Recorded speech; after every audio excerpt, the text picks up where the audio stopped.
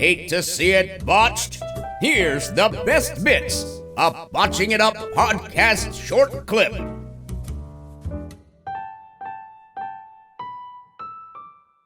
Right, so next up we got FDR, Tag Team Champions versus the Young Bucks. If the Bucks lose, they'll never get a shot ever again. This was probably the best match on the card. Definitely, 100%. This was the best match on the Hell in a Cell card. Again with the telegraphing of the finish, you didn't have to add if the Young Bucks lose, they're never challenging for the Tag Team Championship again. Everybody instantly knew the Young Bucks were winning.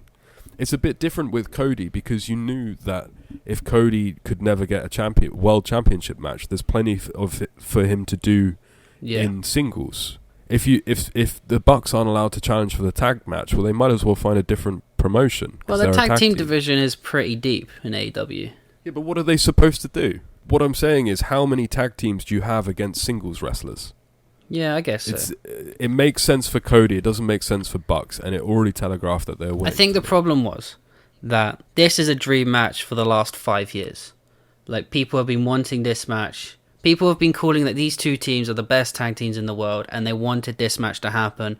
And the two teams were teasing it on social media back when they were in different companies, and it was back before AEW even existed, and it was impossible for them to have the match. And then finally they got into the same company, and it was like, oh, holy shit, this is actually going to happen. And then they kind of just didn't do it. It got to the point where they greenlit this match, and there was no story there. And I think they realized a bit too late, only a couple of weeks before this match, that every tag team wrestling fan around the world has been waiting for this for years, and they've done nothing to hype it up. So I think they added that in just to try and give it a little extra flavor. They rested on their laurels a little bit too much about how people wanted to see the match instead of realizing that they needed to put a story around it. Yeah, because everyone still wanted to watch it, but like you still want to be interested to watch it. So before we start, I gave this 4 1/4. I really enjoyed it. I feel like you've enjoyed it more than me, so I want you to do your opinion first, because you know I have issues with the Bucks. I absolutely love that Matt's leg was injured, and then Dax's hand got injured. So no flips, just fists. The Young Bucks couldn't flip, and FTR couldn't use their fists. Simple. I also loved the fact that FTR, Dax getting the hand injury was a really great idea. Obviously, we knew that Matt Jackson was already injured, and just creating an equal playing field so that it still felt intense, it still felt like nobody had an advantage. Really good idea. And I love the fact that they did, I don't know whether you noticed this, the old school gimmick where they tape up the entire hand apart from the cut. Okay. So as if... Well, so it continues to gush and look bad. Well, no, more so like, if that's the cut, imagine what the rest of his hand looks like. Oh, right, okay. Right? Sure. So you think it's worse than it actually is? Yeah. Cash does a baseball slide and physically cuts the ring off. He does it pretty much every match. Such a small maneuver, so good. Proper tag team wrestling. Love that. So, about proper tag team wrestling, the Young Bucks said that people have been wanting to see these two tag teams go at it for so long. They wanted to make this a proper love letter to tag team wrestling. They did a homage to all of the greatest tag teams there have been in the last 20 years or so. And I love that the Bucks did a homage to like the Hardys, the Dudleys, people like that. And FTR used moves from like the Hart Foundation, the Road Warriors, the Steiners. They also referenced Midnight Express and the other Express. Rock and Roll Express. Yeah, that's it. And it was just great that like this was like meant to be the greatest combination of everything tag team. It wasn't just the 4 guys in the ring. It was like it was like an ode to tag team wrestling. And I really got that. Like, I love the fact that they started the pace slow, warmed up to it, some really close 2 counts, the swanton bombs, the sharpshooter bit, I thought was really, really good. Yep. I can see there were elements of this where I can see why people really go mad over the Bucks. There's elements of brilliance there where when they're deep in the movement, mostly in their tag, when they do a lot of misdirection with their opponents. Like they go for Nick goes and does something, but Matt's on the side wings going for a drop kick to the head, and then Nick comes back. Like it's really great, smooth chain tag stuff. And I really liked that. And this was one of the better Bucks matches I've seen in a very long time. And I'm not even, for once, I'm not going to let my bias overtake me and say that that was mostly because FTR were in it. Bucks were great in this. I did have a problem with Matt Jackson. Of course you did. Oh, you know what? I actually prefer Matt to Nick because Nick is uglier. But but Matt here, I had issues with it because like everybody was aware. They turned it into storyline. They put it in Dynamite that he was injured. So he then goes to start off the match, right? So I thought, okay, so he's showing FTR that like he's not that injured, he can go. But then he was in this match for 3 quarters.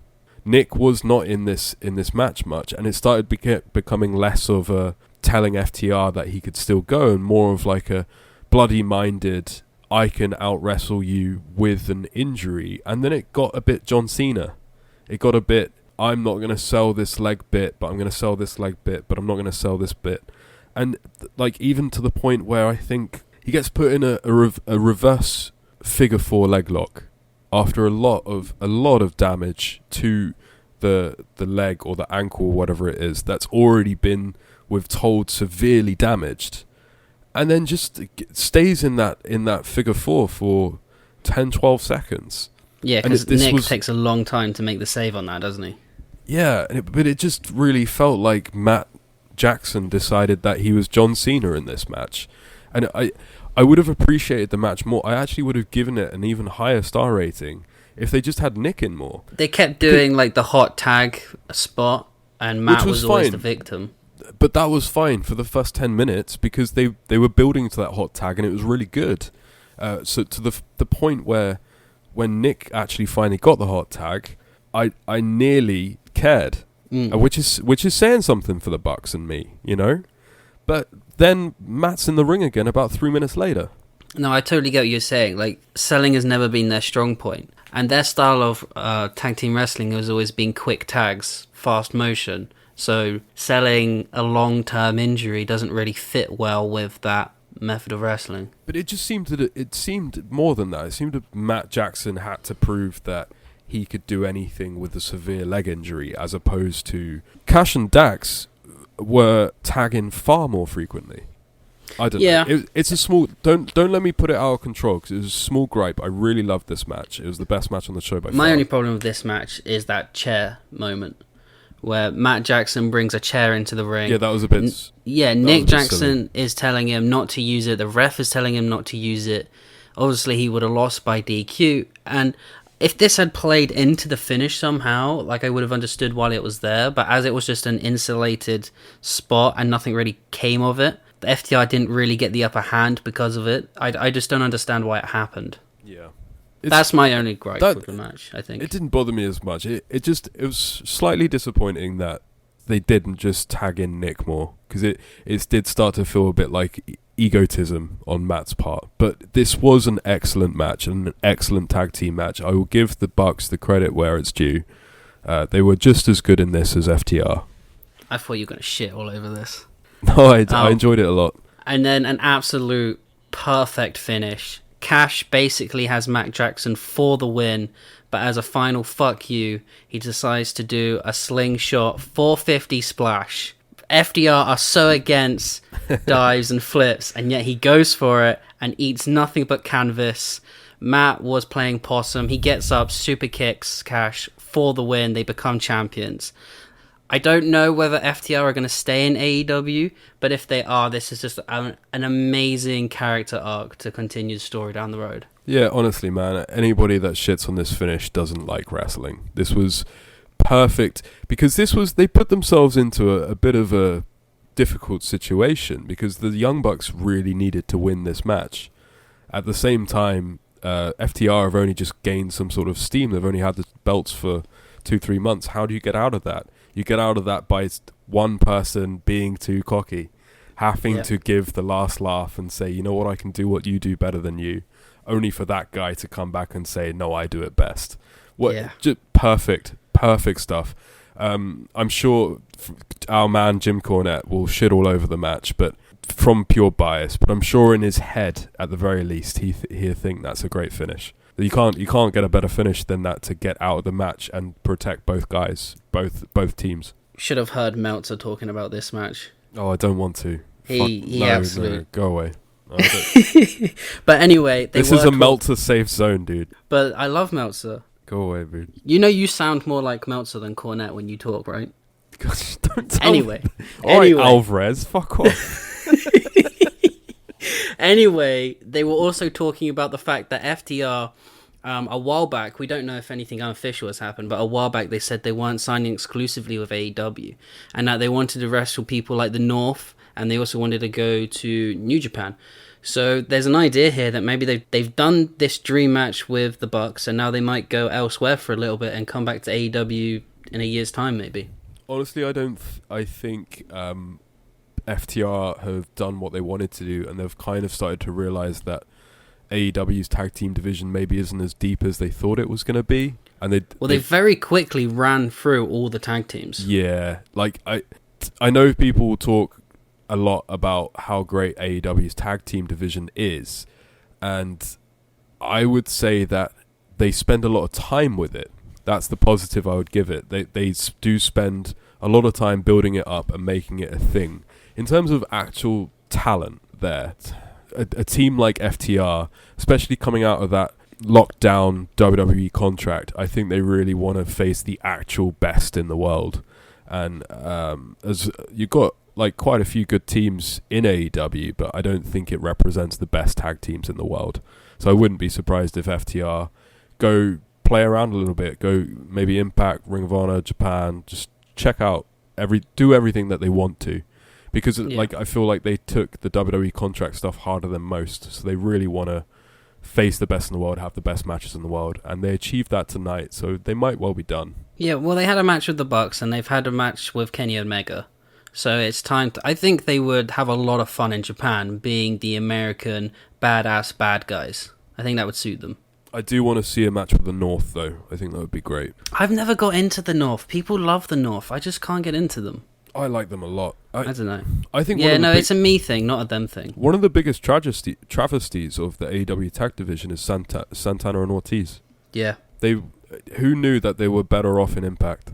It's sad. As this match ends, Omega comes out to celebrate with his boys, like the Elite are together, and then not too many people noticed this. Did you notice this? Hangman was in the tunnel. He was going to come out and celebrate with them too, but then he saw Omega get there first and just stood there for a minute and was like, nah, that's not for me. This is where AEW is at its best. Great little booking like this. Just little things. They don't over point it out. If you see it, you see it. Just great stuff. If you couldn't have had a more toxic idea of what I detest about AEW, my man Excalibur, your boy. This guy, I hate him so much. He was in the video packages wearing a Lou Reed shirt, and I just detested the fact that we had anything in common. Excalibur says, there won't be any happy beers in the Bucks locker room tonight, just happy frappuccinos. Ugh! How can you be any more fucking dislikable? And it's not just the Bucks being dislikable, it's the fact that Excalibur says it with like a swing in his step. Like he's not mocking them. He's like, man, that sounds like a really great place to be. It's not made for me. It's not made for me. I'm done. I totally get what you're saying. It makes them sound like losers. I only guess he's still playing on the story that Hangman's an alcoholic and that they're alcohol free. I don't care. No, I know you don't care. I don't care. Anyway. Okay, but no, it added to the gimmick. I hated the Young Bucks even more, and they kind of want me to start disliking them, right? I think all of the Elite are going heel. Like, share, and subscribe to keep it botched up, brother.